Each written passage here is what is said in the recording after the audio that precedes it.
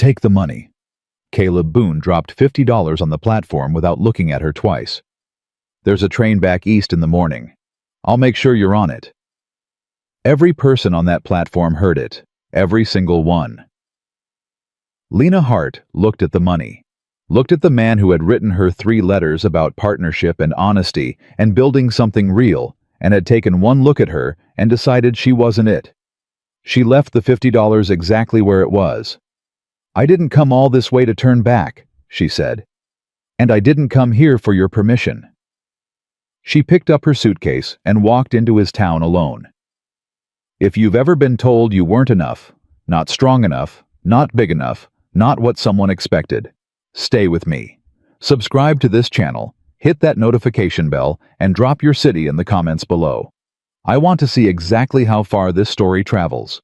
Now let's go back to Red Hollow Valley, where a woman nobody believed in was about to make every single person there regret it. She had been on that train for 19 days. 19 days of hard benches and cold windows and the particular kind of loneliness that settles into your bones when you have nowhere to turn back to. Lena Hart had counted every one of those days. She'd counted them the way you count the steps going down into a dark cellar, not because counting helped, but because it gave you something to hold on to when the darkness pressed in. The letter was still folded in her coat pocket. She'd read it so many times the crease had gone soft, the ink fading along the fold lines. She didn't need to read it anymore. She had it memorized, every line, every promise. "I am looking for a practical woman, someone capable and willing to build a life out here." Red Hollow Valley is hard country, but it is honest country. I believe in working partnerships. I believe in doing right by people. If you are the kind of woman who isn't afraid of difficult things, write back. She had written back. She had written back 3 times before he answered. And when he finally did answer, she took it as a sign not from God exactly, but from something. From the particular stubbornness inside her that had kept her upright through things most people never had to survive. She hadn't told him what those things were. She figured there would be time for that. She figured if he was the kind of man who wrote letters like that, he was the kind of man who understood that a person's history wasn't the measure of them. She had been wrong about that. Or at least she was about to find out she'd been wrong. The platform was crowded for a town this size. Ranch hands, a few women from the dry goods store, a man in a dark coat who turned out to be the telegraph operator, 2 children chasing a dog between adult legs. It smelled like cold air and coal smoke, and the particular mineral sharpness of high country winter coming on fast. She spotted Caleb Boone before he spotted her. She'd seen the photograph he sent, a square-jawed man with a serious face, and the kind of posture that came from spending years outdoors, managing things that didn't always want to be managed. He looked the same in person. Larger, maybe. The photograph hadn't captured how much space he took up just standing still. She watched him scan the crowd. Watched the moment his eyes landed on her.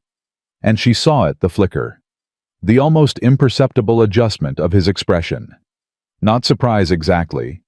More like the quiet recalibration of a man who had been expecting one thing and gotten another. She walked toward him anyway. She'd come too far to let a man's expression stop her. "Mr. Boone," she said.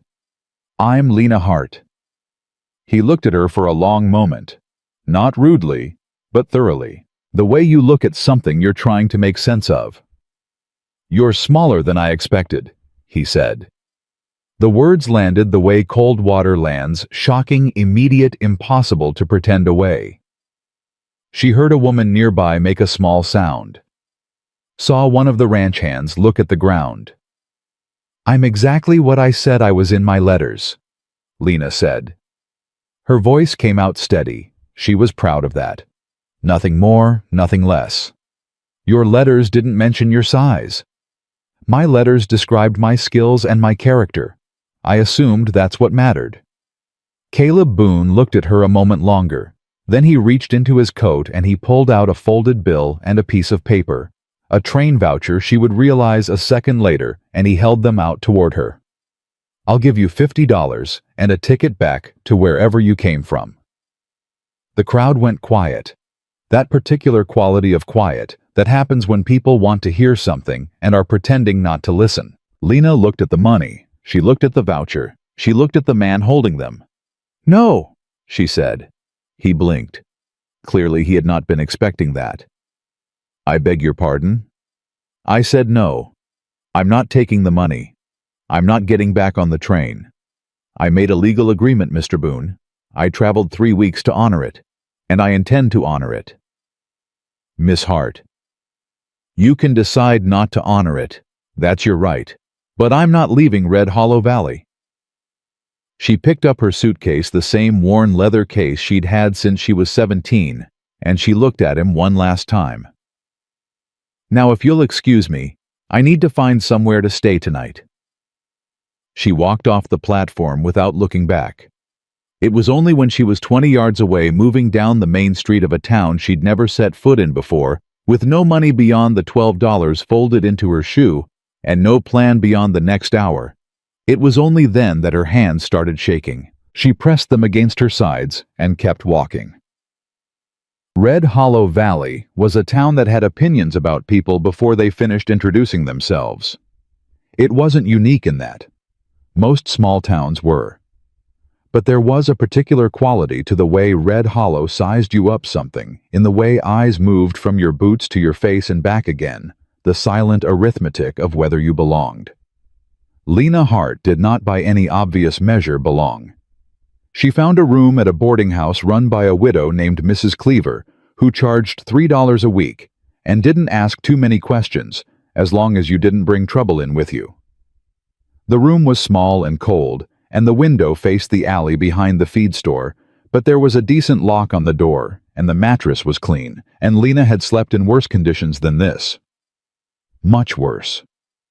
She sat on the edge of the bed that first night and let herself feel it, all of it.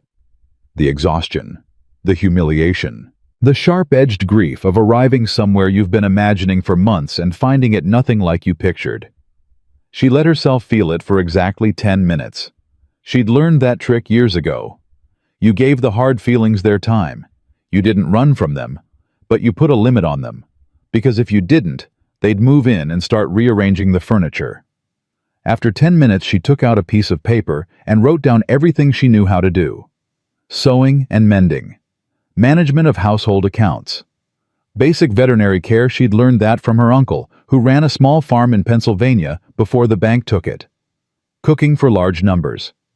Knowledge of herbal remedies and basic medical care. Strong back, strong hands, fast learner. She looked at the list for a long time. Then she went to sleep. In the morning, she started looking for work.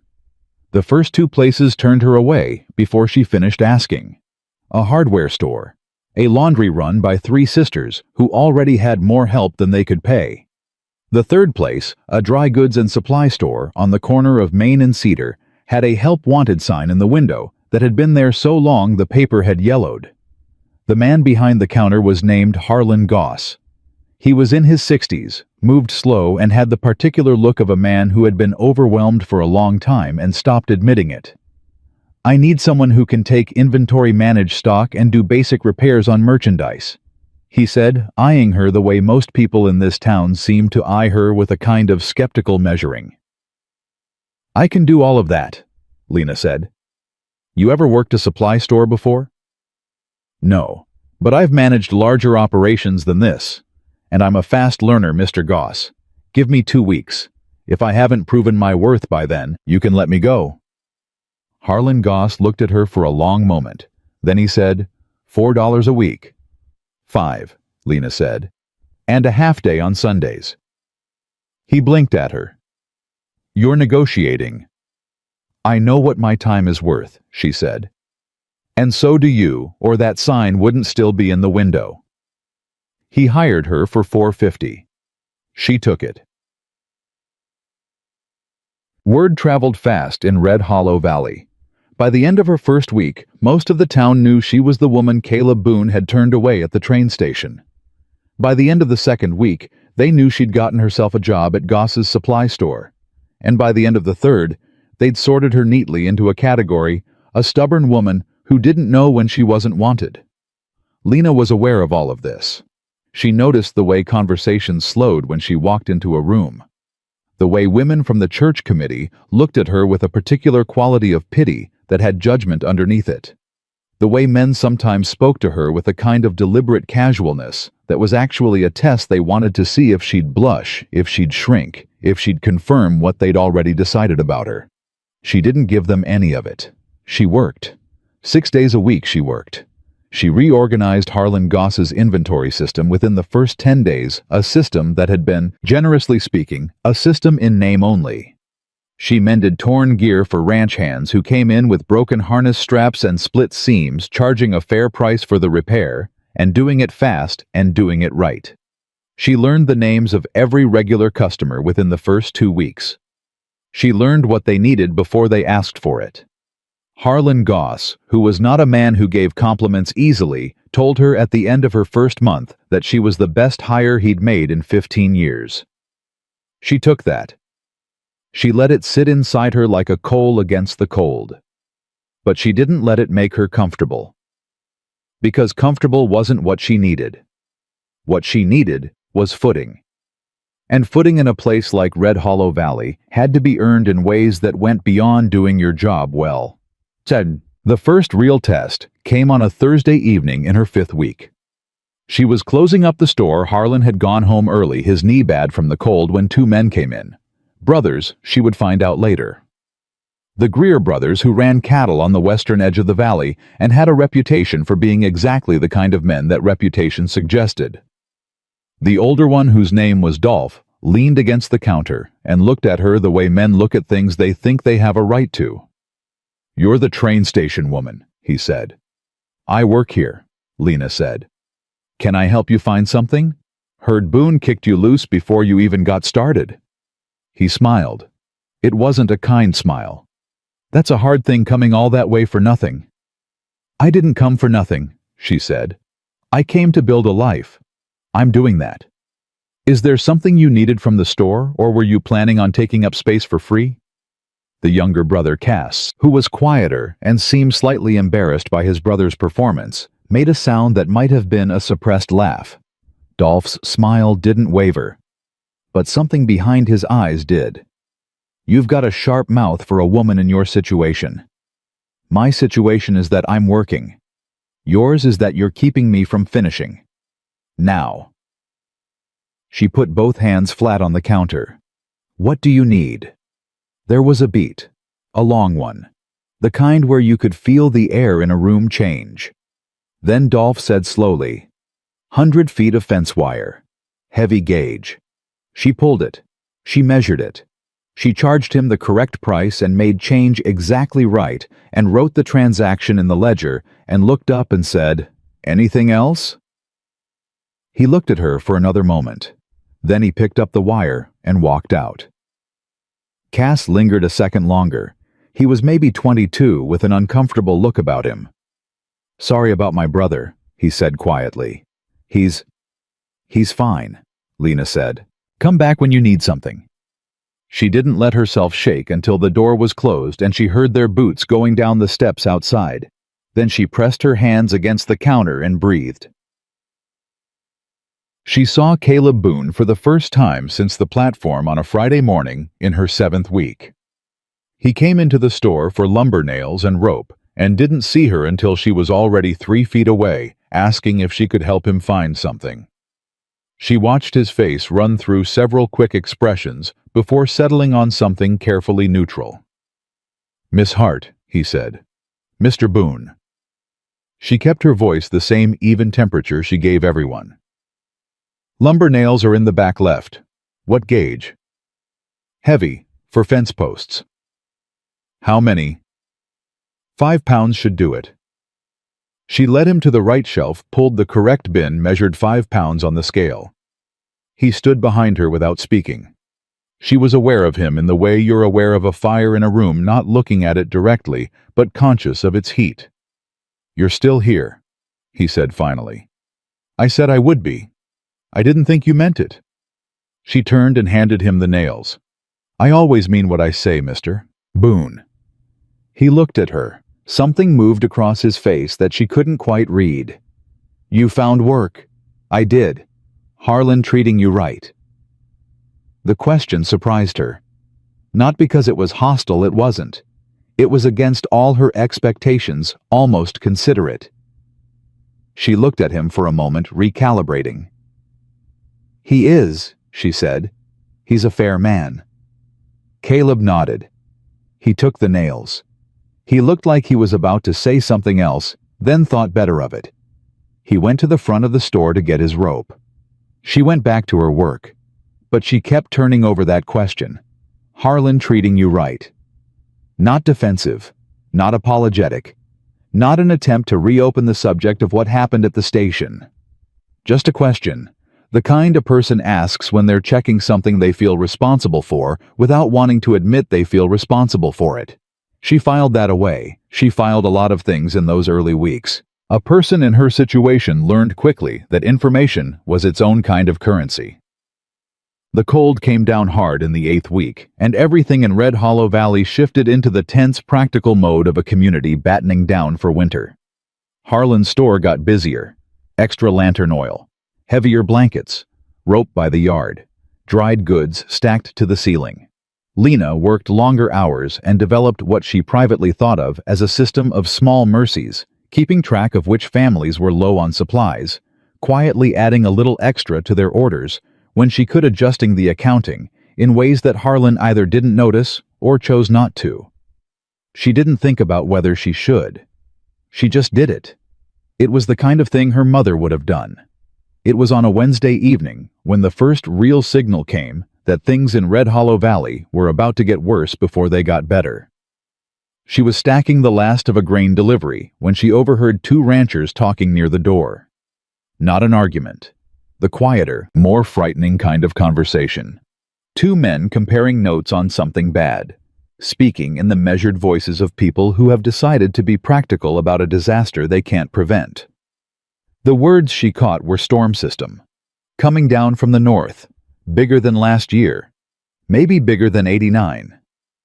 She paused with a 50-pound sack balanced on her shoulder and listened. Boone's east fence line is already weak, one of the men said. Took damage in the early freeze. If this storm hits like they're saying, he knows, the other man said. Question is whether he can get it shored up before it comes. He's short-handed, lost 2 men last month. Yeah. A long pause. Whole valley's going to feel it. Lena set the sack down carefully and went back to work. But the conversation stayed with her. She turned it over the way you turn over something that matters, the way you feel for the shape of a thing in the dark. She thought about the east fence line. She thought about a man short-handed going into the worst storm in a generation.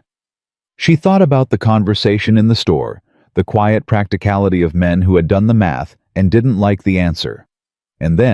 And she wouldn't fully understand why, until later she thought about what she would do about it.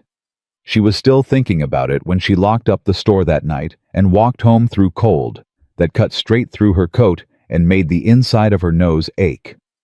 She was thinking about it when she ate her supper alone in her small room at Mrs. Cleaver's boarding house. And she was thinking about it when she fell asleep, and her last conscious thought was that the storm hadn't arrived yet, which meant there was still time. Which meant that what happened next depended entirely on what people chose to do with the hours they had left, including her. The storm didn't announce itself the way storms usually did in Red Hollow Valley. There was no slow build, no gradual darkening of the sky that gave a person time to prepare their nerves along with their supplies. It came the way bad things often came, all at once, without apology, as if it had been waiting just beyond the ridge for exactly the right moment to arrive. Lena was already at the store when it hit.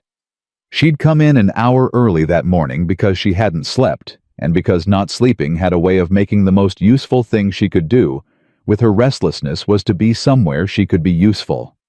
She'd spent the extra hour checking the inventory against what she knew various ranches would need in the next 48 hours, writing lists in her careful small handwriting, organizing by order of urgency. She was on her second list when the temperature dropped 10 degrees in what felt like minutes, and the wind started making a sound against the walls of the building that she'd only heard once before back in Pennsylvania, the winter she was 12. The year 3 men from the county froze to death between their barn and their house. Harlan Goss came through the back door, stamping his boots and breathing hard. "It's coming fast," he said. "Faster than they said." "I know," Lena said. "I've been pulling extra stock. What do you need me to do?" He looked at her lists. His eyes moved over them quickly. She watched the moment he registered what she'd done. Not just pulled stock, but organized it by ranch, by urgency, by what she knew about each operation's specific vulnerabilities going into a hard winter. "How do you know the Hendersons are low on lamp oil?" he asked. "Margaret Henderson came in Tuesday. She bought 2 quarts and looked like she wanted to buy more but put them back. People don't put things back unless they're counting pennies." Harlan looked at her for a moment with an expression she was starting to recognize on people in this town, the expression of someone revising what they'd assumed about her. It wasn't a comfortable expression. It had embarrassment in it, and something else, something that looked a little like relief. "All right," he said. "You run the counter. I'll do the heavy lifting." "You'll hurt your knee," she said. "Lena, I'll do the heavy lifting. You run the counter. You know everyone's accounts better than I do." He opened his mouth, closed it, nodded once. They worked like that for the next 3 hours, moving in the efficient, wordless rhythm of 2 people who have discovered they think about problems the same way. The store filled up and emptied and filled up again. Ranch hands with red ears and ice in their eyebrows. Women whose husbands had sent them in with lists. A boy of maybe 14 alone, who said his father had sent him for whatever he could carry. And Lena loaded him up with exactly what a family of 5 going into a hard freeze needed, and didn't charge him for the lamp oil. She didn't tell Harlan about that. She'd square it herself at the end of the week. It was during the second rush mid-morning, the store packed to the walls, that Cass Greer pushed through the door. Not his brother. Just him. And he had the look of a man moving with purpose in a direction he wasn't sure about. He found her behind a stack of rope spools. "Miss Hart?" "Cass." She kept moving. "What do you need?" "It's not for us." He fell into step beside her, which was awkward, given that she was walking fast, and he was a tall man in a small space. I don't know how to say this without it sounding strange." She stopped, looked at him directly. "Then say it's strange." He took a breath. "Boone's east fence is down. Part of it came apart in the first wind burst. He's out there with 1 man, maybe 2, and he can't get ahead of it.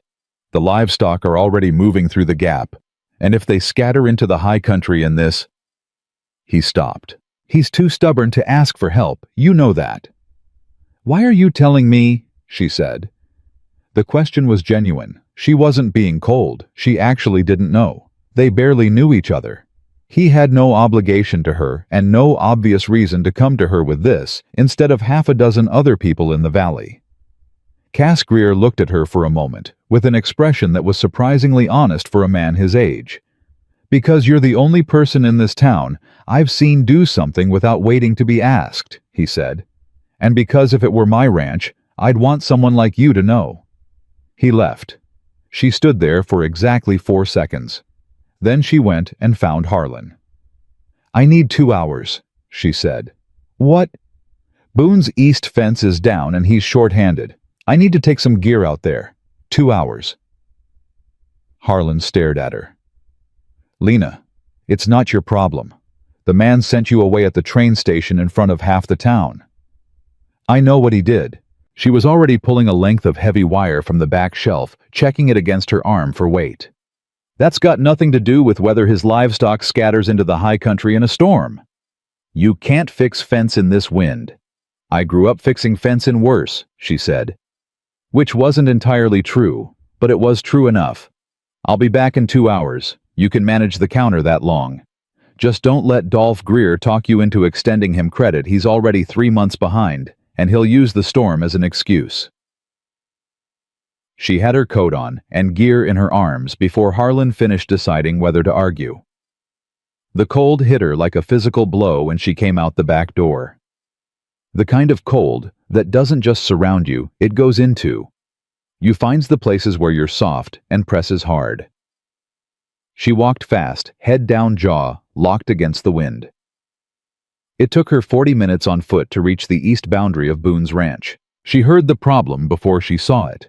The particular sound of cattle moving in confused clusters. The low collective complaint of animals that know something is wrong, but don't know which way to go. And underneath that, men's voices. Strained. Urgent.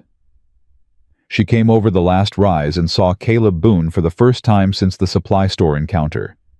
He was working a fence post with both hands, driving it into frozen ground with a tool that wasn't quite right for the job, and she could tell from 50 yards away that it wasn't going to hold. The wire was unspooled wrong. The anchor point was in the wrong place. He was working hard, and he was working wrong, and the wind was winning. There was one other man with him, young, maybe 16, who was trying to hold a line of wire taut with his bare hands. Lena set down the gear she'd brought. She pulled on her work gloves, and she walked up to Caleb Boone and said, "You're anchoring it wrong." He spun around. His face, she registered this quickly and filed it, went through about 4 distinct expressions in 2 seconds. Surprise. Something that might have been relief. And then, almost immediately, covering both of those, a kind of rigid pride that she recognized as the particular stubbornness of a man who wasn't accustomed to needing help. Miss Hart. The anchor point needs to be 6 feet left. The ground's harder there. If you keep driving into this patch, you'll be pulling it up in an hour when it heaves. She picked up his wire spool. And this is spooled backwards. You've been fighting your own tension the whole time. He stared at her. "I have about 90 minutes before I need to be back," she said. "We can argue about why I'm here, or we can fix the fence. Which do you want?" The young hand, she would learn his name was Eli, made a small sound that was definitely a suppressed laugh. Caleb Boone took a breath. Then he moved 6 feet to the left and started driving. They worked without much talking after that. There wasn't room for talking. The wind was too loud, and the work was too immediate, and a certain kind of effort doesn't have space in it for words. She re-spooled the wire the right way. She showed Eli how to hold the tension, not with his whole body fighting it, but with his weight distributed, working with the wire instead of against it. The boy caught on fast. Caleb noticed her hands after about 20 minutes. She was aware of the exact moment he noticed. She felt his attention shift and tracked it without looking up. Her gloves had a tear in the left palm that she hadn't had time to mend, and the wire was doing what wire does. "Your hand," he said. "It's fine." "It's bleeding." "I know, it's still fine." She kept working. "The line's almost set. Another 20 minutes and the cattle won't have a gap to move through." He was quiet for a moment. "I have extra gloves in my coat pocket.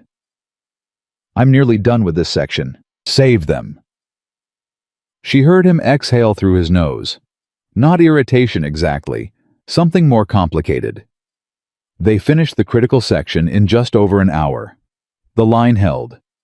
Eli moved the cattle back through the opening they'd been using as a staging point, and the fence closed behind them, and the animals, confused but manageable, began to settle into the lee side of the property, where the wind was cut by the tree line. Lena pulled off her damaged glove and looked at her palm. It was worse than she'd let herself acknowledge while she was working. A long cut from the wire, already cold stiffened, the kind that would sting properly once feeling came back into her hands. She was wrapping it with a strip of cloth from her coat pocket when Caleb Boone appeared next to her. He didn't say anything immediately. He took the cloth from her hands, she almost pulled back, a reflex, and he rewrapped the cut more tightly, the way someone does it when they know what they're doing. Efficient, careful. "You knew what you were doing," he said. Not a question. "Yes." "With the anchor point, the wire tension." "Yes." "That's not something most people know." "My uncle had a farm," she said. "I learned young." He tied off the cloth, didn't immediately let go of her hand. She was aware of this, aware in the way you're aware of something small that might mean nothing or might mean everything, and you can't tell yet which it is. "Why did you come out here?" he said. She looked at him steadily. "Because the fence needed fixing." "I didn't ask you to." "No," she said, "you didn't." He finally let go of her hand. He looked out at the cattle at the fence line, at the low sky pressing down on all of it. His profile in that moment had something in it she hadn't seen before. Not softness exactly, but something that had lost some of its hardness. "I'll pay you for the wire you brought," he said. "You don't need to." "I'll pay you," he said again, and there was something firm in his voice that she recognized as the only form of thank you he currently knew how to give. She let him have it. "Fine," she said. "Talk to Harlan at the store." She left him standing there and started the walk back. The storm lasted 3 days. Lena spent most of it at the supply store, which had essentially become a coordination point for the valley's scattered operations. Harlan's knee gave out completely on the second day, and she ran the store alone, managing orders, extending credit where she had to, turning away requests she knew were inflated by panic. She slept 4 hours the first night and 6 the second, and didn't think too much about the number. On the morning of the third day, Margaret Henderson came in with her oldest daughter, and a look on her face that Lena had learned to read as someone who wanted to say something and didn't quite know if they had the right. "I wanted to thank you," Margaret said, "for the oil." "You paid for the oil," Lena said. "Not all of it. I know what 2 quarts costs, and I know what was in that package." She paused. "I've lived in this valley 11 years, and nobody's done something like that without wanting something back for it." Lena set down what she was carrying. She looked at Margaret Henderson, a woman with tired eyes and capable hands, and the particular dignity of someone who had been making do for a long time without complaint. "I didn't want anything back," Lena said. "I just knew you needed it." Margaret was quiet for a moment. Then she said, "There's a church auxiliary meeting Friday. Women from the valley. We do practical things, mending, drive, supply coordination, that kind of thing." She met Lena's eyes. "I'd like you to come." This was not a small thing. Lena understood exactly how not small it was. Margaret Henderson was one of the women who had been looking at her with that particular quality of pity judgment since the first week. An invitation to the auxiliary was the closest thing Red Hollow Valley had to a formal acknowledgement that you were here, that you were real, that you had a right to take up space. "I'll come," Lena said. After Margaret left, she stood for a moment behind the counter, her hands pressed flat on the wood, letting the weight of that small, enormous thing settle into her. Then the door opened again. It was Dolph Greer. He came in alone, which was unusual. His brother was the buffer between Dolph and situations that required any real degree of accountability, and without Cass beside him, he seemed slightly larger and slightly more deliberate, in a way that made the air in the room feel different. He put his hands on the counter and leaned forward. "Heard you went out to Boone's fence." "That's right," Lena said. She didn't move back. "Interesting choice," he said. "Man turns you away in front of the whole town, and you go fix his fence in a storm." The fence needed fixing. "Or," Dolph said, and his voice had shifted into something careful and low, "you figured doing him a favor was a smarter play than sitting in Harlan's store waiting for someone to care you existed." The words were precise, designed to land somewhere specific. She recognized the technique. She'd been on the receiving end of it before, from people who had more practice at it than Dolph Greer. She looked at him for a long moment. "You came in here to say that," she said. "That's what you walked through that storm to tell me." She tilted her head. "Why does it bother you that much?" Something shifted in his face, just slightly. "Sells a lot of wire, does he?" Dolph said. "Get what you need from the store or get out," she said. "I'm not having this conversation." He stared at her. She didn't move, didn't blink, didn't give him anything. He bought a box of matches he almost certainly didn't need and left. She exhaled slowly through her nose. When the storm broke on the morning of the fourth day, and the valley lay under a hard, silent, crystalline cold, Lena Hart stood at the window of the supply store and looked at the white stillness of a world that had been tested and held. She thought about Margaret Henderson's invitation. She thought about Caleb Boone's hands rewrapping the cloth around her palm with a care he hadn't been willing to put into words. She thought about Dolph Greer's face when she hadn't given him what he came for, and the way that particular absence of satisfaction was its own kind of victory. She thought about how a place like this worked the networks of obligation and reputation, the invisible ledgers that every small community kept where your debits and credits were tallied, in ways nobody talked about, but everybody understood. She'd been in Red Hollow Valley less than 10 weeks, and she was beginning to understand its ledger. Beginning to understand where her name appeared in it and what she still needed to do. She was in the middle of all of that thinking when she heard the door and looked up and found Caleb Boone standing inside it, snowmelt still on his coat. Something in his expression she hadn't seen before. He looked at her the way a man looks at something he's been trying to figure out for a while and hasn't quite gotten there. "The fence held," he said. "I know," she said. "I heard." All 3 days, not a single section gave. She didn't say anything, just waited. He took his hat off, turned it in his hands. "My east pasture would have been empty by the end of day 1 without what you did." "Then I'm glad I went." He looked at her. "I owe you." "You don't." "Lena." He said her name, her first name, the first time, and they both heard it land differently than either of them expected. He stopped, seemed to recalibrate. "I owe you," he said again. "And I'm not the kind of man who leaves a debt unacknowledged." She studied him. Something in that sentence was real, in a way she hadn't been prepared for. He meant it, not as charm, not as maneuvering. He meant it the way a person means something they've arrived at the hard way. "All right," she said quietly. "I'll accept that." He nodded once. He put his hat back on. He left. She turned back to the window. The valley was white and still, and the silence after the storm had a particular quality, the kind that comes after something difficult has been survived, when people are taking stock of what they have left and discovering, sometimes, that it's more than they feared. She pressed her wrapped hand flat against the cold glass. She had come to Red Hollow Valley with nothing but a worn suitcase and a letter and the particular stubborn refusal to be sent away. She had been dismissed, tested, watched, challenged, and underestimated in ways both deliberate and casual. And she was still here. She was still here, and the fence had held, and a man she hadn't expected to see had walked through her door and said her name like it meant something. That wasn't everything. She was clear-eyed enough to know it wasn't everything. But it was a foothold, and a foothold was where you started. It was always where you started. She went back to work.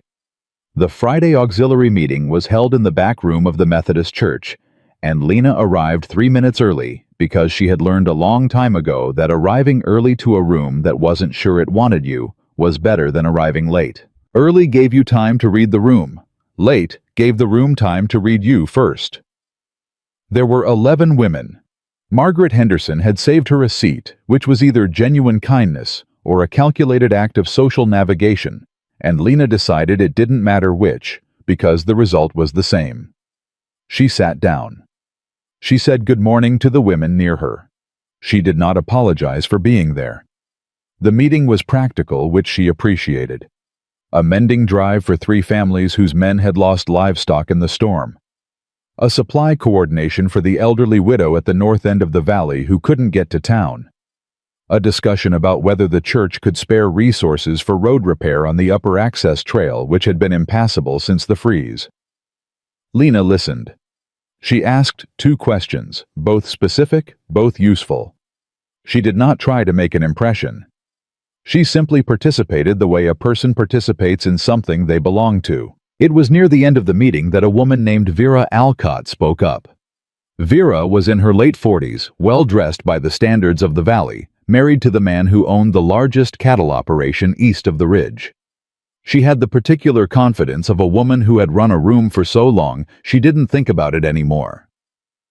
"I have to say," Vera said, not quite looking at Lena, but clearly speaking toward her, It's interesting that Goss's girl was the one who went out to Boone's ranch in the storm. The room shifted slightly.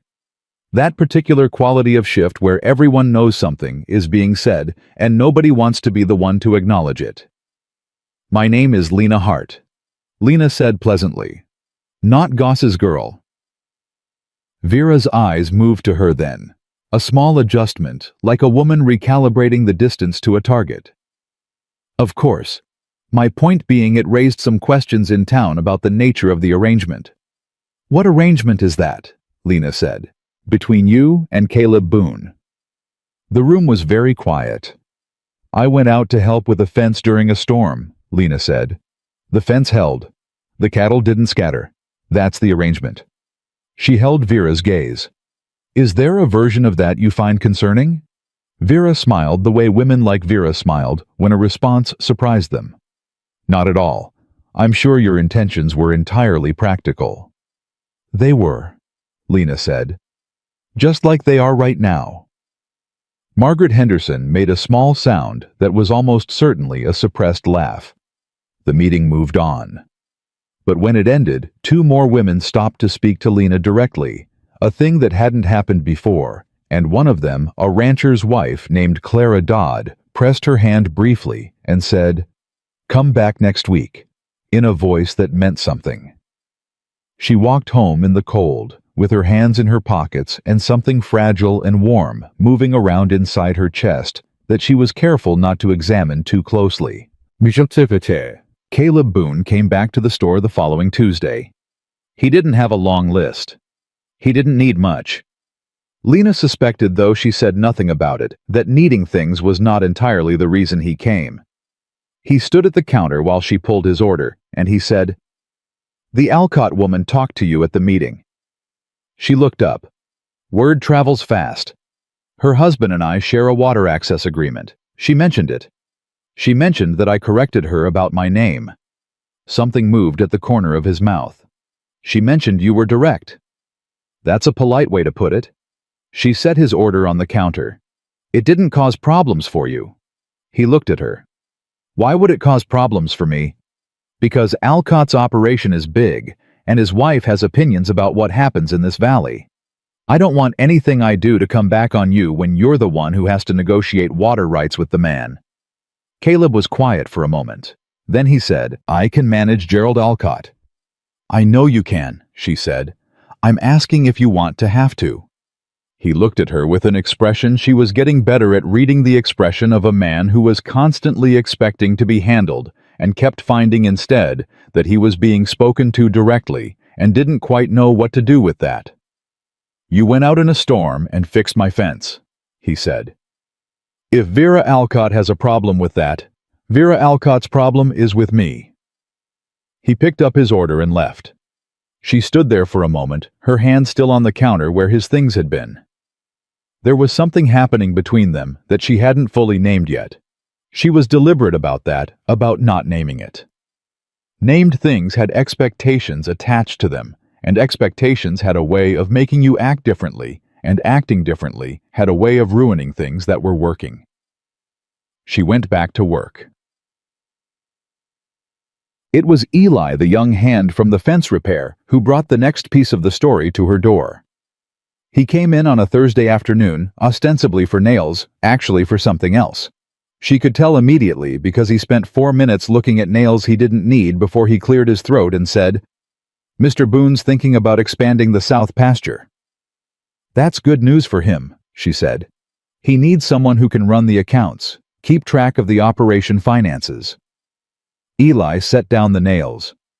"He asked me to ask if you knew anyone who did that kind of work." She looked at him carefully.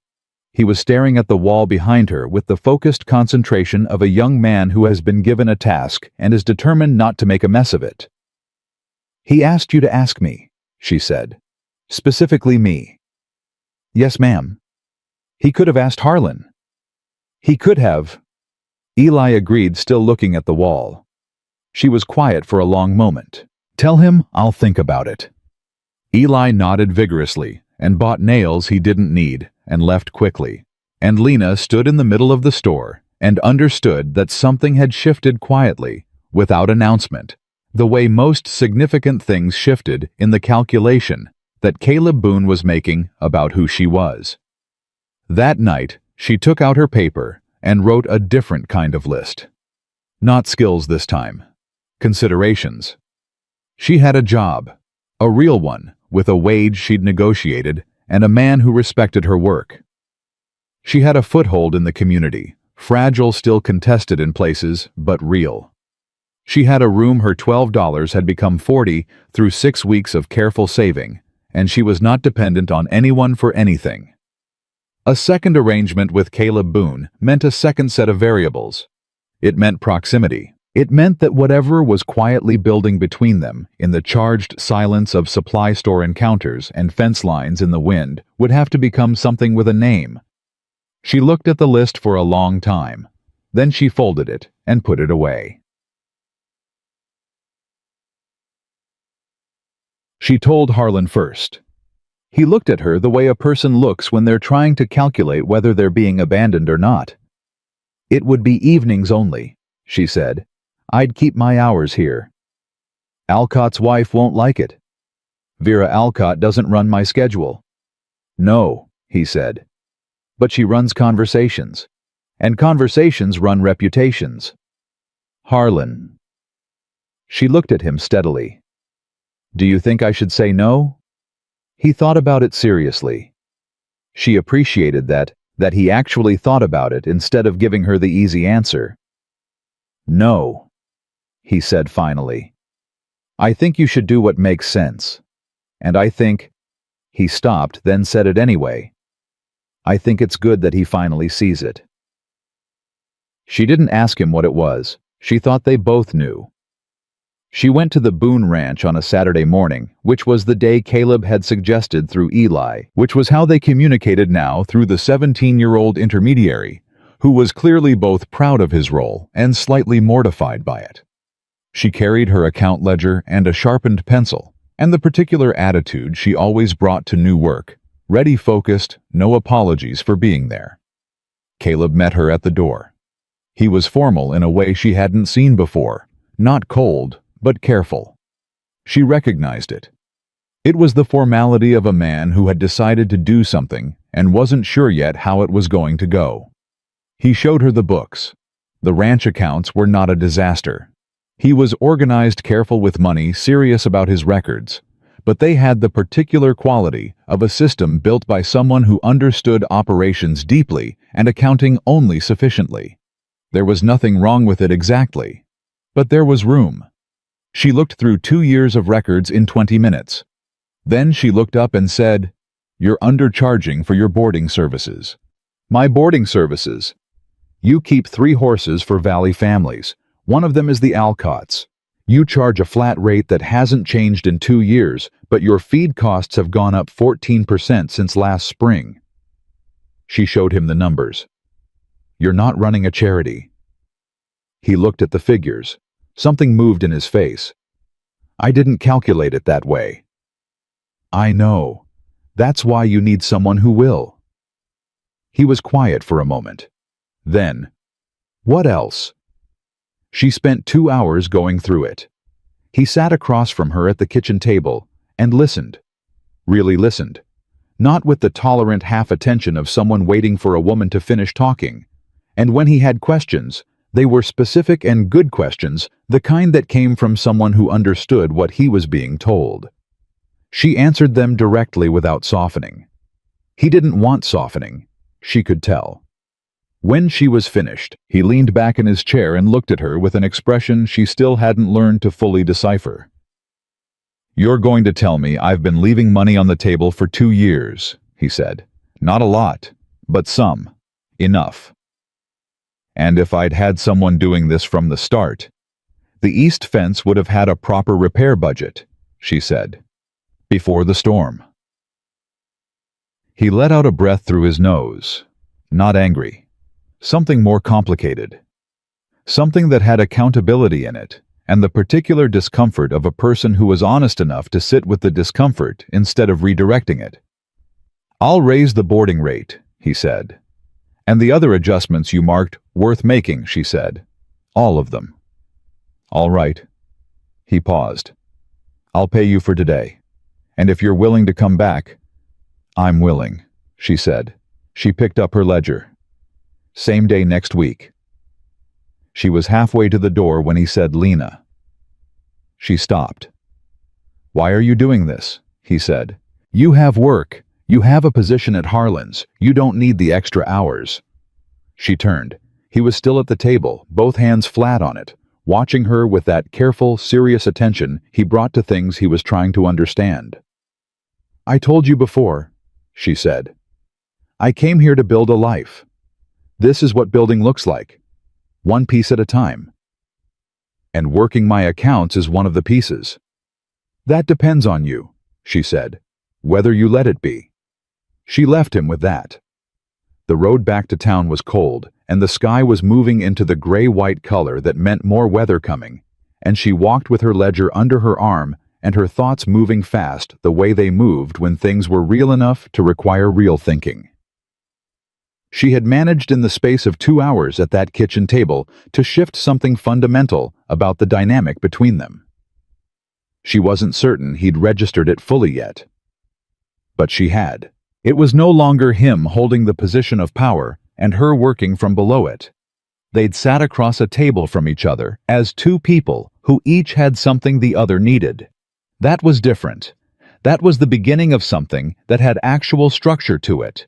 She was still thinking about that when she got back to Main Street and found Dolph Greer standing outside the supply store with two men she didn't recognize, and an expression that told her the day wasn't finished with her yet. Well, Dolph said, look who's been visiting the Boone Ranch. She stopped walking, not because she was uncertain, but because she was doing the fast arithmetic of a situation that had more variables than she'd walked into the day with. Step aside, Dolph, she said. I'm going to work. It's a Saturday, he said. Store's closed. Then I'm going inside to do the books. Either way, you're in my path. One of the men she didn't recognize shifted slightly. She clocked at the subtle repositioning of a man who has been told to make himself useful. Heard you're getting cozy with Boone, Dolph said. Heard you been in his house. I've been doing his accounts, she said evenly. That's work, same as anything else. See, that's what I find interesting. Dolph took one step toward her, not threatening exactly, calibrated to be just inside the line of comfortable. Because 6 weeks ago you were the woman he turned away at the platform, and now you're inside his house running his numbers. That's quite a recovery. What do you want, Dolph? He smiled. I want you to understand something about this valley, about how it works. People here have long memories, and a woman who comes in from somewhere else and starts rearranging things, she can make a lot of enemies without understanding how she's doing it. Is that a warning? She said. It's a fact. She looked at him. She looked at the two men behind him. She looked back at Dolph Greer, who was a man who had learned that most people responded to implied threat by backing up, and had built a great deal of his personality around that discovery. Let me give you a fact back, she said. I've been here 11 weeks.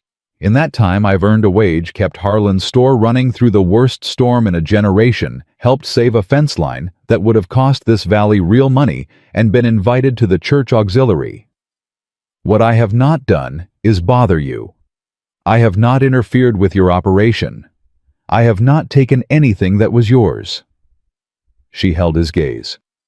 So when you come and stand in front of my workplace with two men I've never met, and tell me I'm rearranging things, I need you to explain to me specifically what it is you're afraid of. The silence that followed was a real silence, the kind where you can hear someone's thinking. Dolph's expression did something she hadn't seen it do before. It complicated.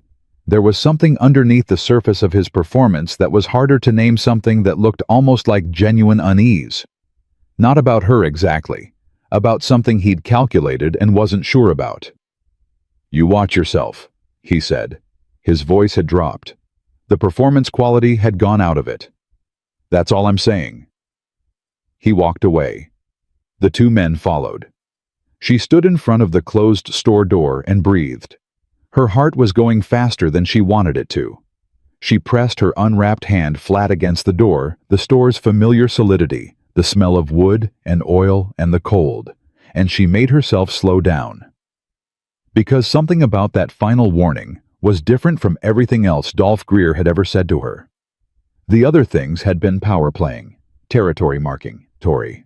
The ordinary small cruelties of a man who needed to put someone beneath him to feel correctly positioned. This was different. The way his voice had dropped at the end, the way the performance fell away, that was something that came from a real place. A worried place. Which meant Dolph Greer was afraid of something specific. And that meant there was something specific to find. She went inside, lit the lamp, and opened the books. But her mind was running 2 tracks at once, the numbers in front of her and the question underneath everything else. What was it that Dolph Greer, who ran his operation as if Red Hollow Valley belonged to him, was actually worried about? She didn't have the answer yet. But she had learned something important a long time ago, in circumstances much harder than these.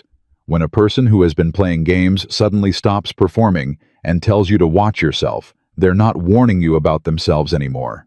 They're warning you about someone else. Orchestrated narrative continuation voi twist lawn, the mini-climax Lynn took. She found the first thread on a Monday.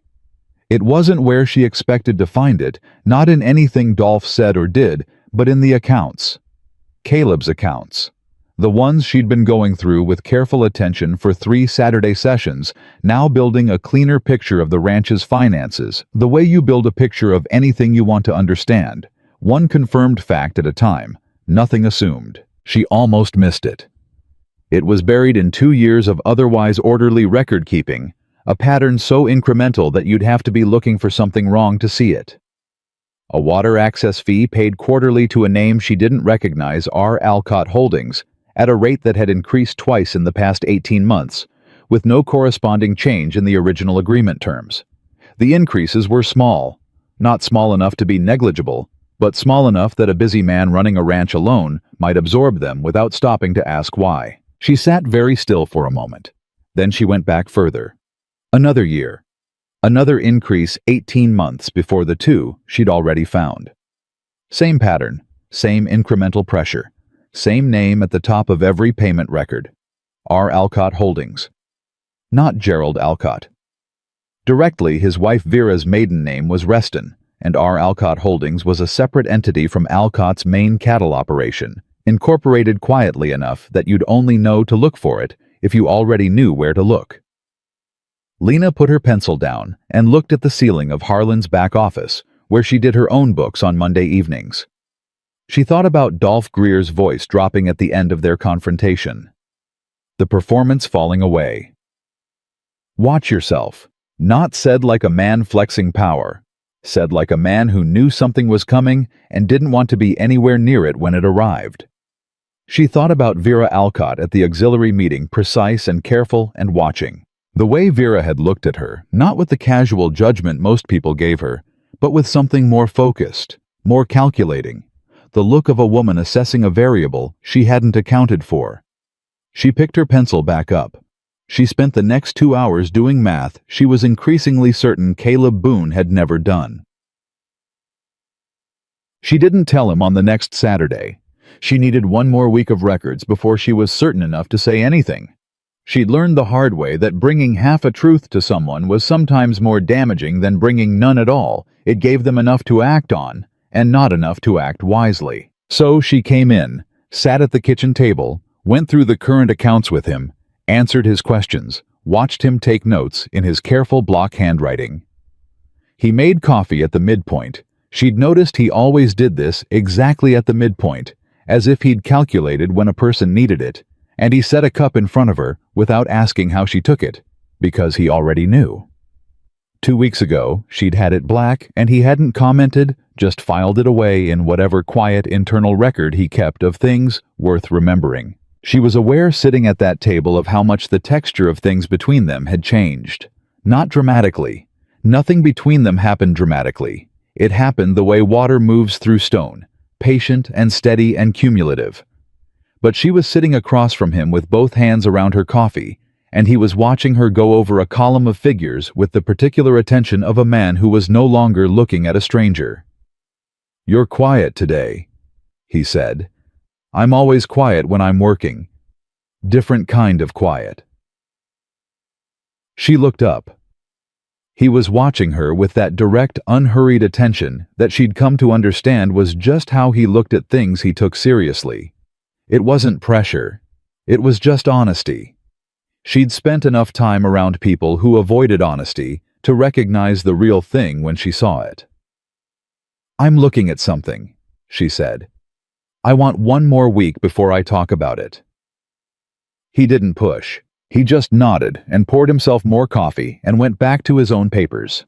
That the not pushing was something she hadn't expected from him back at the beginning. It still caught her sometimes, the space he gave her. She left at the usual time. He walked her to the door, which he'd started doing 3 weeks ago without either of them acknowledging the shift. At the door, she stopped and turned and said, "The boarding rate increase. Did Alcott say anything when you told him?" "He said it was reasonable," Caleb said. "Didn't even negotiate." She absorbed that. "Okay," she said. His eyes narrowed slightly. "That means something to you." "Maybe. One more week." She stepped outside. "I'll see you Saturday." Mood. It was Clara Dodd who gave her the second thread, and Clara didn't know she'd given it. The auxiliary meeting that Friday had a practical agenda. The mending drive, a question about supplies for the Upper Valley families, and then a discussion about water access that started as a logistical conversation and opened up slowly into something with more weight to it. The situation as it emerged piece by piece through the careful hedged language of women who lived close to the consequences of their husbands' decisions.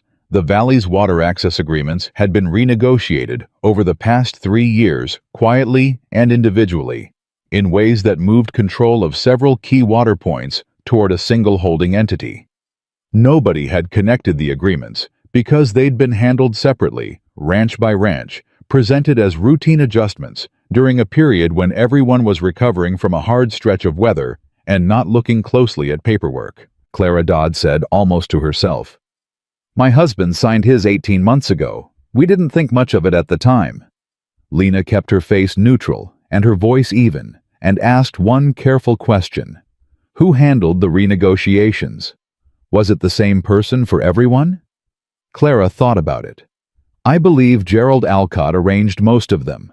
He said it was a valley-wide consolidation for efficiency." Lena said, "That's practical," and moved the conversation on. But she was writing very fast inside her own head, and the thing she was writing looked increasingly like a map of something that had been designed to stay invisible. After the meeting, Margaret Henderson caught up with her on the steps outside. Margaret had the look of a woman who had been thinking about something for a while and had decided to say it. "You're figuring something out," Margaret said. "I can tell." Lena looked at her. Margaret was steady and direct and had proven over the past weeks to be a woman who said what she meant.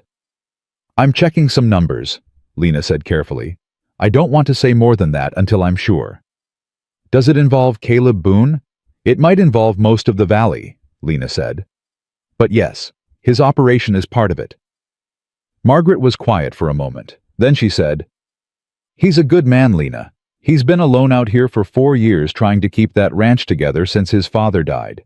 He's stubborn and he doesn't ask for help, and he trusts people he probably shouldn't because he was raised to assume most people are straight with him."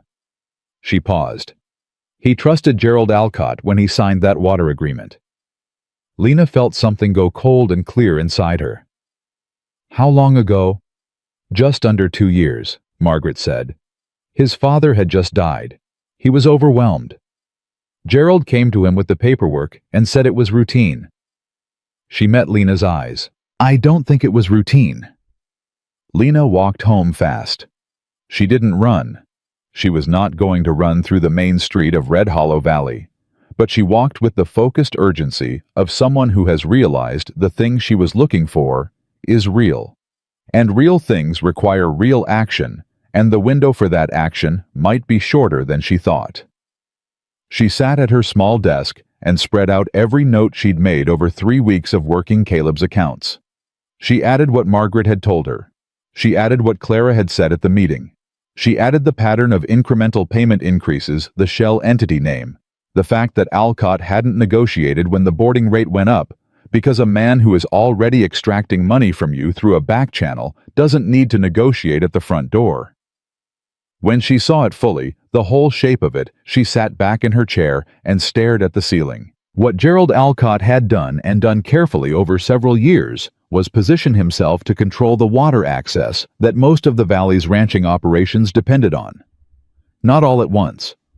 Piece by piece, ranch by ranch, through agreements that looked routine when you examined them individually, and only showed their real shape when you laid them side by side. He was charging rates through R. Alcott Holdings that the ranchers hadn't agreed to in their original contracts. And if the ranchers ever connected the dots and pushed back collectively, which they hadn't, because they hadn't been comparing notes, he had enough control over the water points to make any resistance very costly. Caleb's ranch was the most exposed.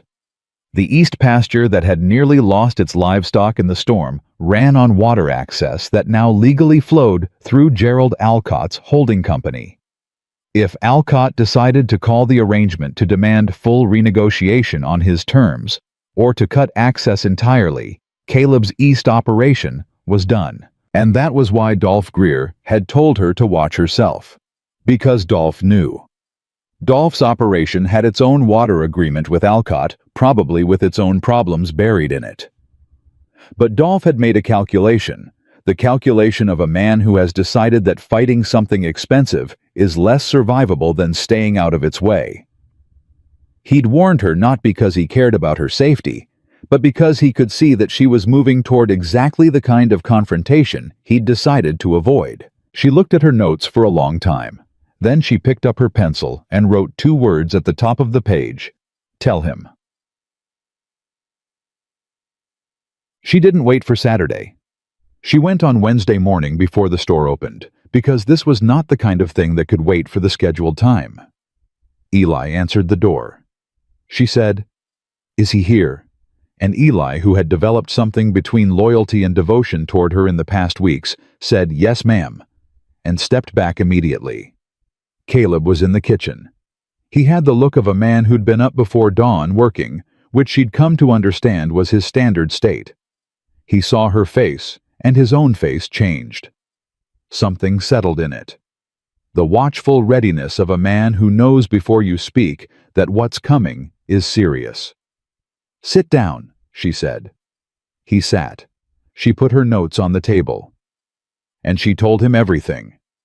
She did it the way she did everything directly, clearly, without managing his reaction or softening the edges.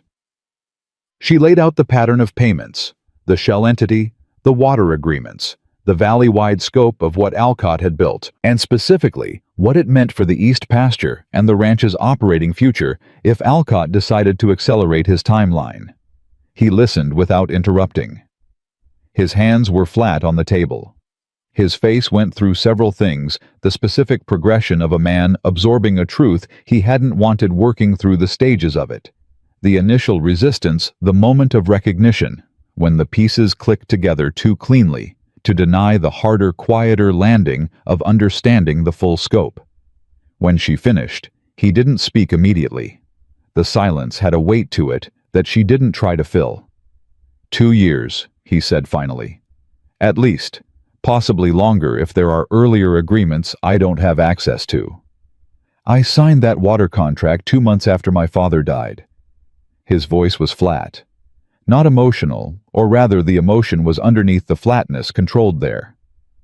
Gerald Alcott came to me personally, said it was paperwork for a valley efficiency program, said my father would have signed it. I know, she said. He used my father's name to get me to sign. Yes. Another silence. She watched his jaw work. She watched him hold the anger rather than releasing it, which was exactly the right thing to do with it in this moment. And she respected the discipline of that, even as she felt something on his behalf that she hadn't expected to feel, something sharp and personal, the particular fury of someone watching a person they cared about get hurt by something they'd walked into blind. She hadn't named what she felt about Caleb Boone. She'd been deliberate about that. But sitting across from him right now, Watching him process a betrayal that went back to the worst period of his life, she stopped being deliberate. Some things named themselves. "What do I do?" he said. "You don't do anything alone," she said. "That's the most important thing. What Alcott did only works because everyone's been handling it separately. The moment the valley compares its agreements side by side, the pattern becomes undeniable. You need to talk to the other ranchers. All of them. You need someone to facilitate a meeting who isn't connected to Alcott's operation." "Who?" "Harlan Goss," she said. "He owns his building outright, and his water comes from the town supply, not the ridge. Alcott has no leverage over him, and people trust him." Caleb was quiet for a moment, thinking it through. She watched him do it, could almost see the shape of his thinking, the way he tested each piece against what he knew. It was one of the things she'd come to notice about him. He was slow to conclusions, but solid once he got there. He didn't move until he was sure, and when he moved, he didn't waver. "You'd have to present the evidence," he said. "I can call the meeting, but you put this together. They need to hear it from you. They might not take it well, coming from me." "They'll take it from you," he said. "You've been here 11 weeks, and you've already done more for this valley than some people who've been here 40 years. He held her gaze. "They'll listen." She looked at him. The certainty in his voice was not performance. It was not the automatic encouragement of a man trying to manage a situation. It was his actual assessment, given plainly the way he gave everything. She felt something loosen inside her chest that she hadn't realized had been held tight. "All right," she said. "Set the meeting. Thursday evening if Harlan agrees." She started gathering her notes.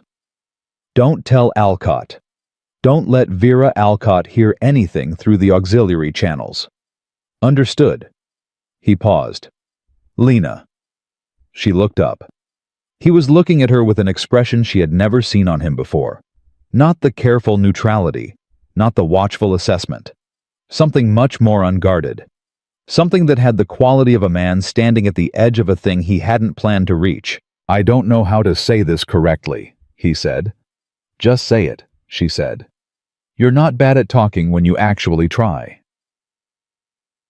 Something moved at the corner of his mouth. "I misjudged you. On the platform. I misjudged everything about you." "I know," she said. "I'm not asking you to forgive it." "I already have," she said. And she meant it not as generosity, not as a performance of grace, but as a simple fact. She'd been carrying it the way you carry something heavy until the moment you decide it isn't worth the weight anymore. "What matters now is Thursday." He nodded. She turned to leave.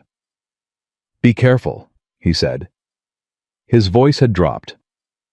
It had the same quality Dolph Greer's warning had the quality of a real concern, not a performance. "If Alcott realizes what's about to happen before Thursday." "He won't," she said. "He has people in this valley who watch things for him." She stopped at the door. "I know," she said. "I figured that out the day he didn't negotiate the boarding rate." She looked back at him. "I'm careful, Caleb. I've been careful since the day I got here." She walked out into the cold and the long, flat light of a winter morning in Red Hollow Valley, and she did not look back because she already knew what she would see. A man standing in a doorway watching her go, wearing an expression that had finally, after 11 weeks, stopped being about what he had expected her to be. It was about who she actually was. That was worth 11 weeks of everything. She walked fast, her notes under her arm, her mind already on Thursday, the meeting, the evidence, the faces of men who had been quietly robbed and didn't know it yet, the moment the pattern became undeniable, and Red Hollow Valley had to decide what it was going to do about it. She had built this foothold one piece at a time. One day at a time. She had been dismissed and tested and watched and warned, and she had stayed not out of stubbornness alone. Though stubbornness was part of it, but because she had understood from the beginning that a place worth belonging to was worth earning. Thursday was going to be the test of that. All of it in one room at once. She pressed her notes tighter under her arm and kept walking. Harlan Goss said yes before she finished asking. He didn't hesitate, didn't ask who would be inconvenienced, didn't calculate the social cost, the way most people in Red Hollow Valley calculated everything. He just said yes, told her the back room was hers. Thursday evening, and then looked at her with the expression she'd come to recognize as his version of pride, not loud, not demonstrative, just a quiet settling of his features into something warmer than usual. "You're going to make enemies," he said. "I already have them," she said. "At least after Thursday they'll know why." He nodded once. "I'll make sure there's coffee." Word went out through Caleb quietly and specifically, not through the general channels of Valley communication, where anything said before noon was known by sundown, but directly ranch to ranch, the way information moved when it needed to arrive intact. The Hendersons, the Dodds, 4 other ranching families whose water agreements she'd cross-referenced against Caleb's records in the 2 days between Wednesday morning and Thursday evening. Cass Greer, not his brother. 8 people in total, plus Harlan, plus Caleb, plus her. She spent Wednesday night going over her evidence one final time. She arranged it in the order that would be clearest. Not the order she'd discovered it, which was the order of one woman following threads in the dark, but the order that would make the shape of it undeniable to someone seeing it for the first time. Pattern first. Documentation second. Implications third. She was not going to walk into that room and ask anyone to take anything on faith. Faith was for things you couldn't prove. She could prove this. She slept 4 hours. She was at the store by 6, worked the morning. As normal, gave nothing away in her face or her manner when Vera Alcott came in at 10:30 for dry goods and watched her with those careful assessing eyes. Lena smiled and pulled Vera's usual order and made correct change and said, "Have a good day," in the same even tone she used with everyone. Vera paused at the door. "I hear there's a gathering at Harlan's tonight." Lena looked at her. "People gather at Harlan's fairly often. It's a store." "In the evening," Vera said. "After hours." "You'd have to ask Harlan about his schedule," Lena said. "Is there anything else you need?" Vera looked at her for a moment with an expression that had shed all its social padding. It was just calculation now, direct and unvarnished. "You're smarter than people gave you credit for," she said. "Most people are," Lena said. Vera left. Lena set down the thing she was holding and pressed her hands flat on the counter and told herself that the meeting was 6 hours away, and Vera Alcott, knowing something was happening, was not the same as Vera Alcott knowing what was happening or being able to stop it. She breathed. She went back to work. They came in ones and twos as the evening darkened, moving without particular urgency, the way people moved when they'd been told to come without being told why, in a way that would alarm anyone watching. Clara Dodd arrived with her husband Frank, who had the look of a man who had been told enough to be worried and not enough to know what to do about it. The Hendersons came together, both of them. Cass Greer came alone and nodded at Lena when he came in with an expression that said he already suspected what this was about and had been waiting for someone to do it. Caleb was the last to arrive. He came in and looked at the room and then looked at her, and the look said, "I trust you. Do this." She stood up. She didn't start with an apology for calling the meeting. Didn't thank them for coming, didn't soften the opening with anything social. These were working people who had left their operations on a cold winter evening, and they deserved to know immediately that their time was worth it. "I've been working Caleb Boone's ranch accounts for the past month," she said. "In the course of that work, I found a pattern of payments that didn't match the original terms of his water access agreement. I spent the following 2 weeks checking whether it was isolated to his operation. It isn't." She opened her notes.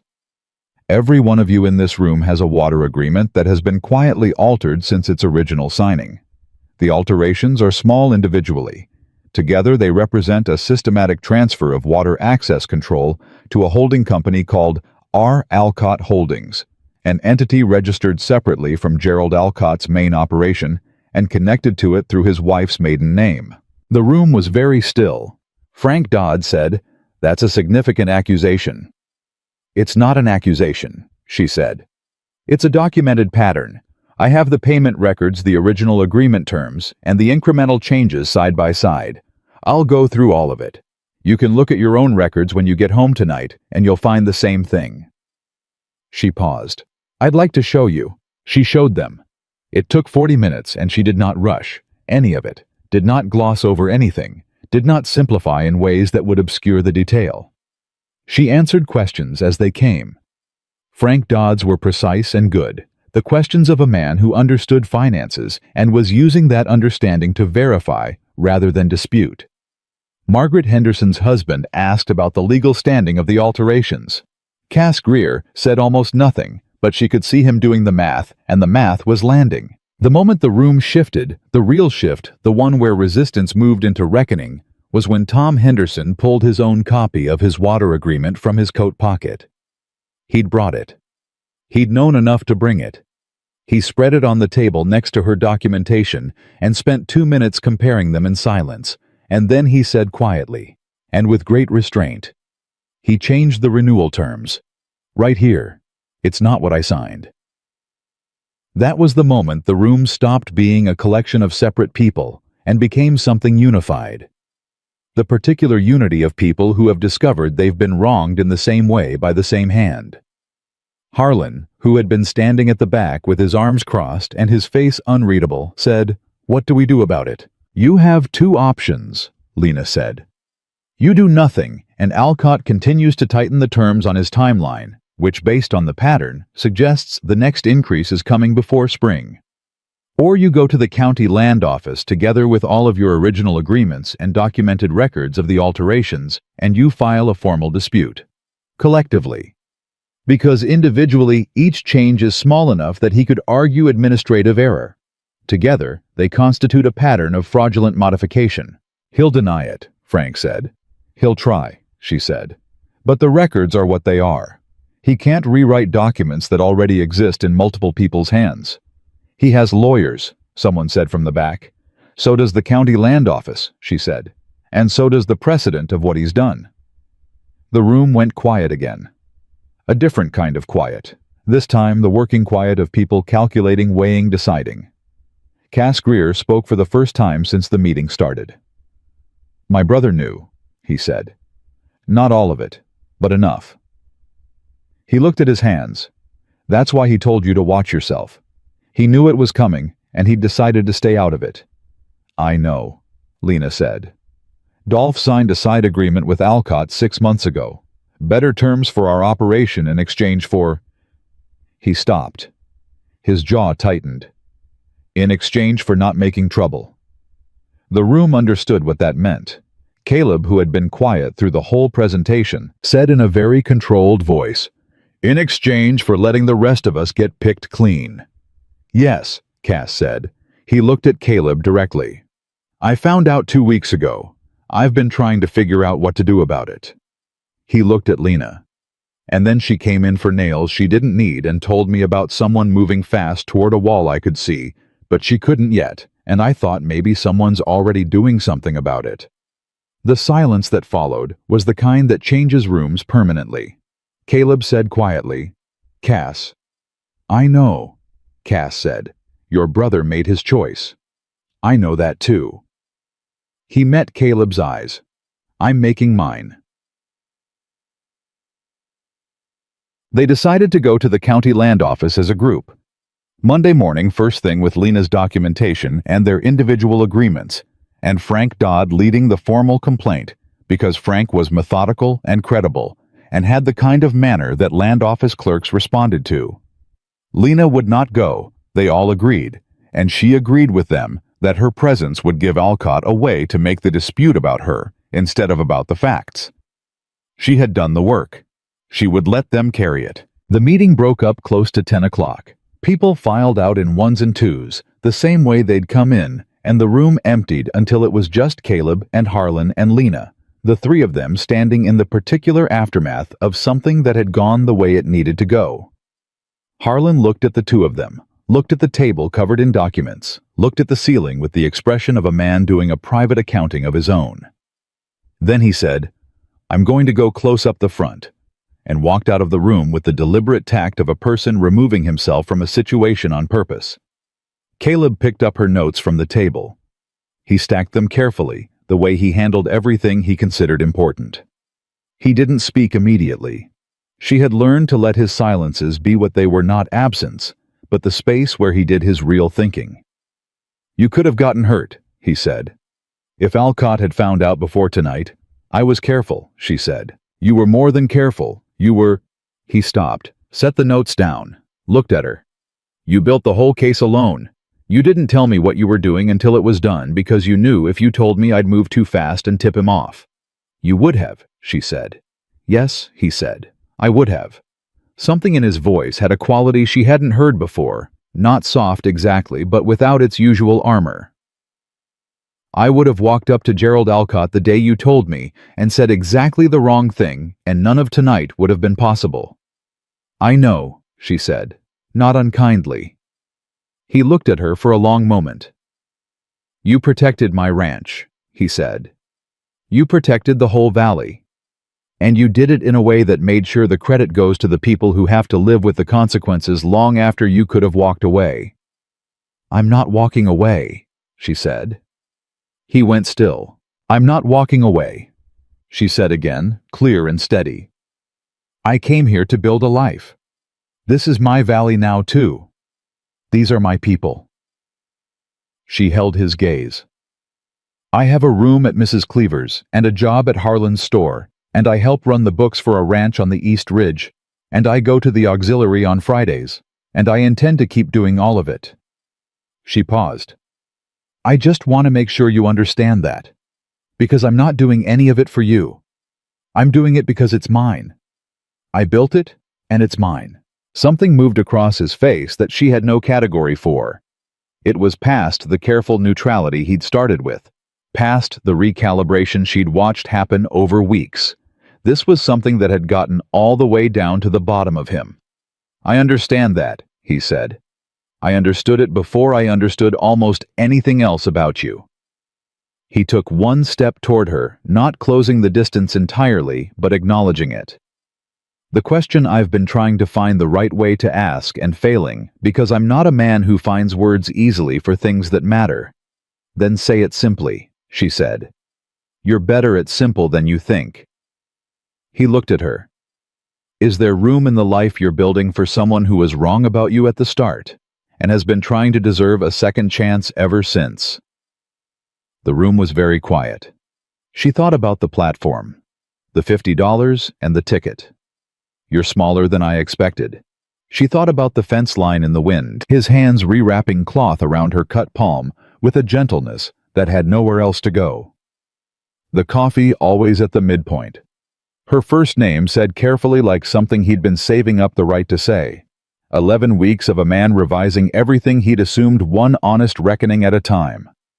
"You already have it," she said. He let out a breath. She had never seen him do that before. Let something go visibly, the controlled release of something that had been held tight.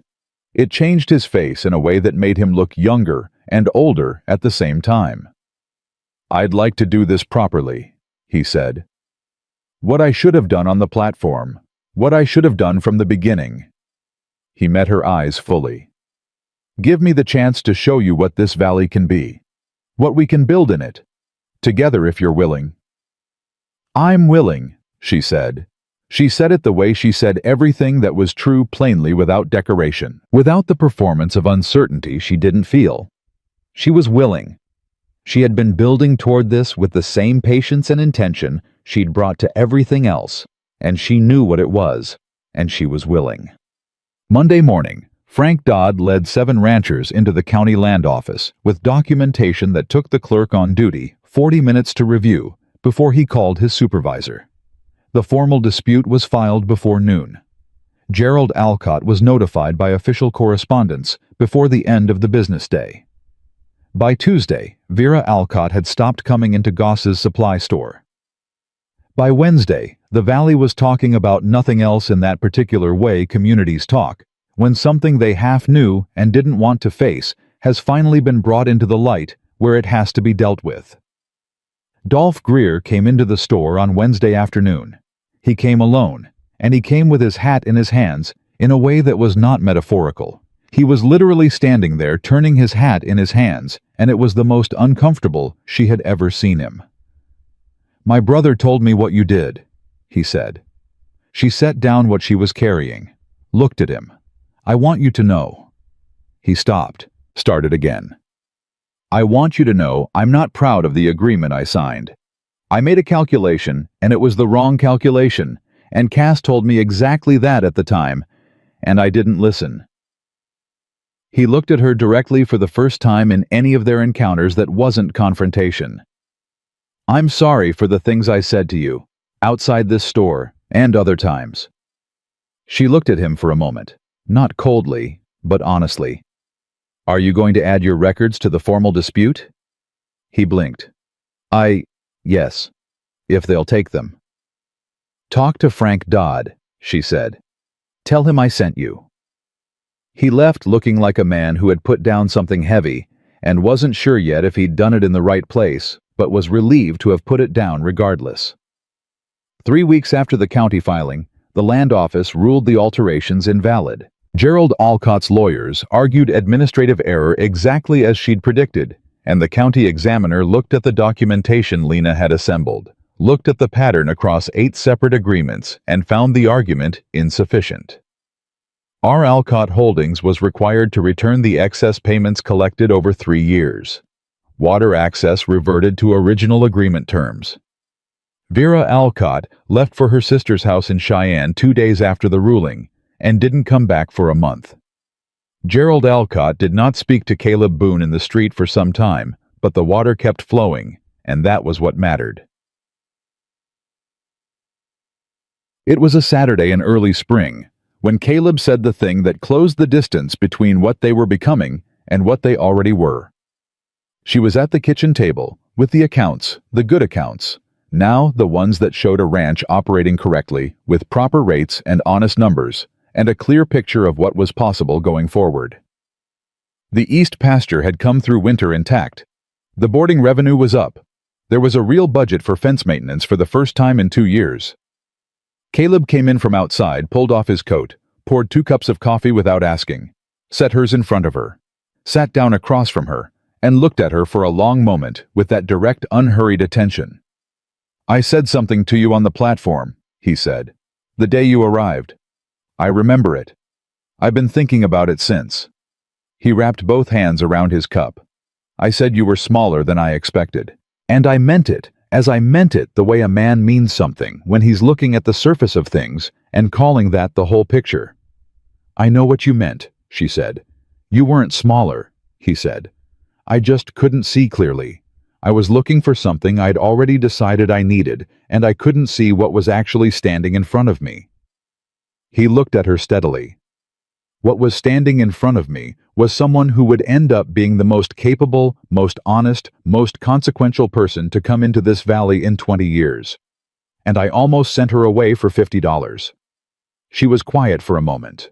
The spring light was coming through the window, and somewhere outside Eli was talking to the horses in that low, affectionate way he talked to them when he thought no one was listening and the coffee was warm between her hands.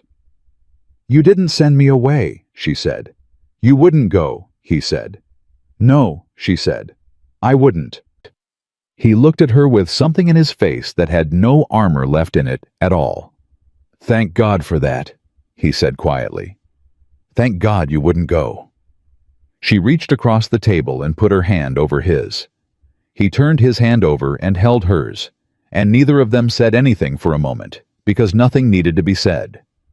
Some things arrived not with grand announcements, but with the quiet certainty of a fence line that had held through the worst storm in a generation, solid, tested, proven. She had come to Red Hollow Valley with a worn suitcase and a letter and the refusal to be sent away.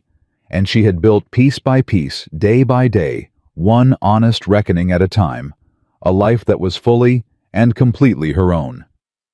And sitting at that kitchen table, with her hand in Caleb Boone's, and the spring coming in through the window, and the accounts showing a future that was real and possible and earned, she understood something she had always known, but never had the ground to stand on when she said it, She had not come here to be rescued. She had not come here to prove anything to anyone. She had come here to build, and she had built, and what she had built was exactly enough, and it was hers, and it was going to last.